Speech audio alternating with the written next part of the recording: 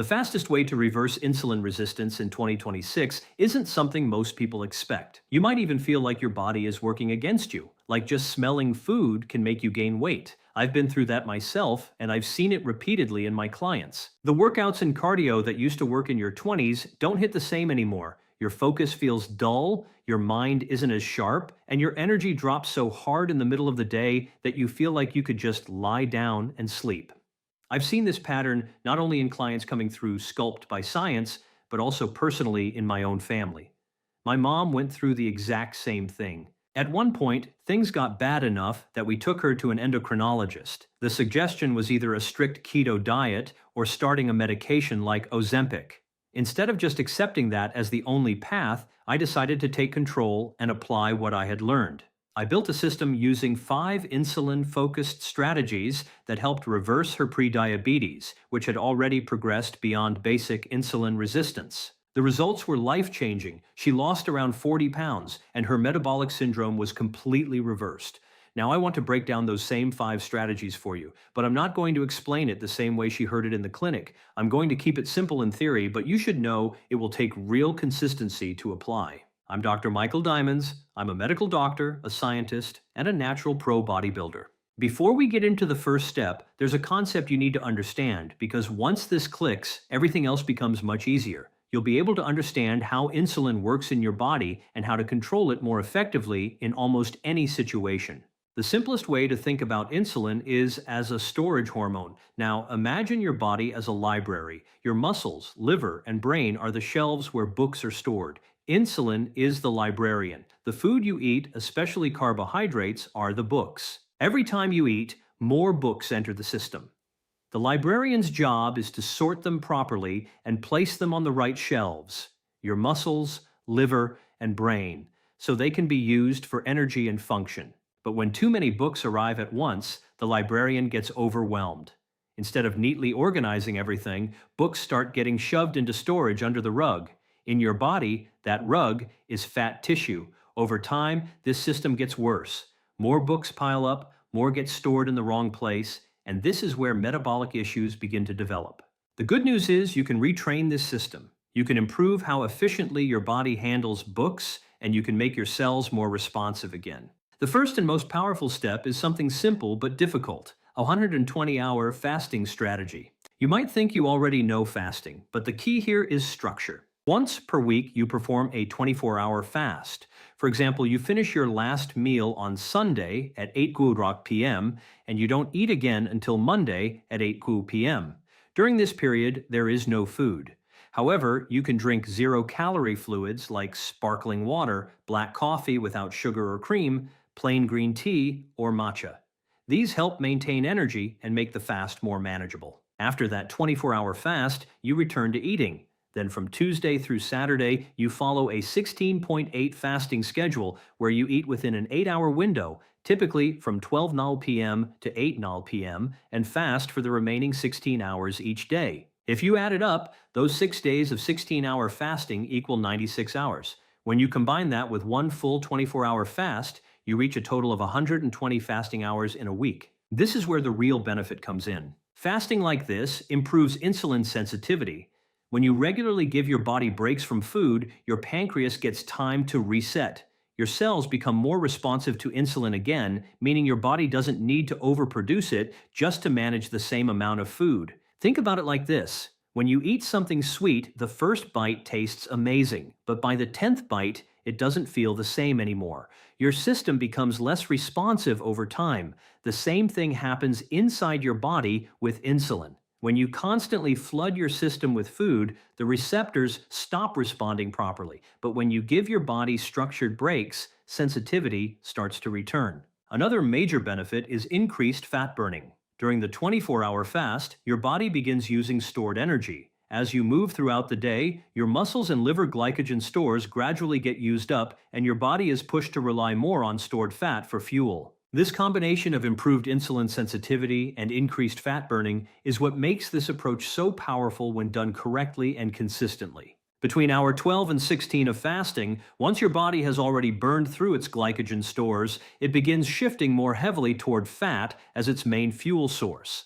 That's when fat burning really starts to accelerate. Alongside that, another powerful process kicks in called autophagy. You can think of this as your body's internal cleanup system. It starts clearing out damaged cells, broken cellular components, and metabolic waste that builds up over time.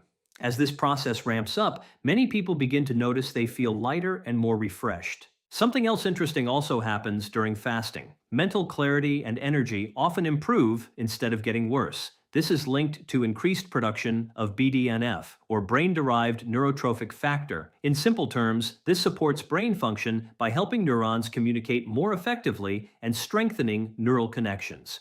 The result is often better focus, sharper thinking, and reduced brain fog. When you combine all of this, better fat utilization, cellular cleanup through autophagy, and improved brain signaling, you start addressing low energy, mental fog, and insulin resistance at the same time. That's what makes intermittent fasting such a powerful tool when done correctly. On top of that, fasting also helps reduce inflammation. When you're not constantly eating, your digestive system finally gets a break. Your mouth, esophagus, stomach, and intestines aren't continuously working, which reduces overall stress on the system.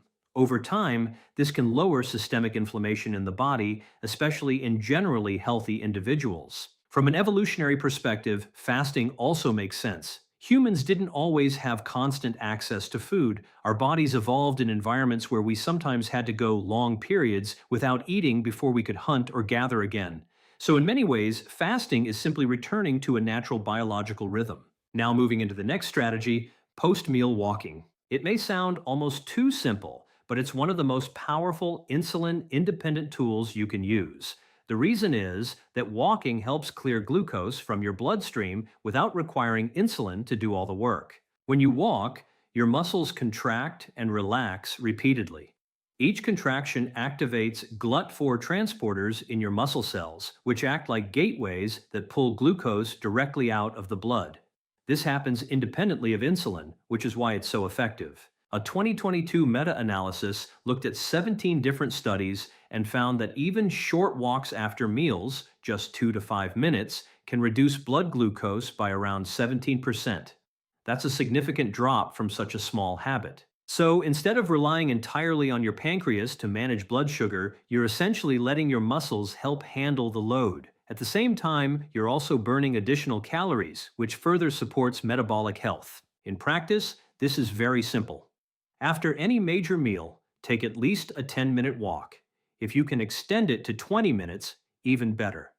Many people notice they feel less sluggish and more energized when they do this consistently. Food feels like it's being used for fuel instead of just being stored. Over time, this also supports better insulin sensitivity because your body isn't constantly overworking its insulin response after every meal. Now, the third strategy is surprisingly simple, but extremely effective. It's called the PFC system: protein first, fiber second, and carbs last. The idea is exactly what it sounds like. The order in which you eat your food changes how your body responds to it. Research from Cornell University, published in Diabetes Care, tested two groups of people with type 2 diabetes. Both groups ate the exact same meals with the same calories and macros. The only difference was the order in which they ate their food. One group ate normally, the other group ate protein first, then fiber, then carbohydrates last. The results were striking. Within just 30 minutes, the group following the PFC order had about a 29% lower blood glucose spike. After 1 hour, the difference increased to around 37%.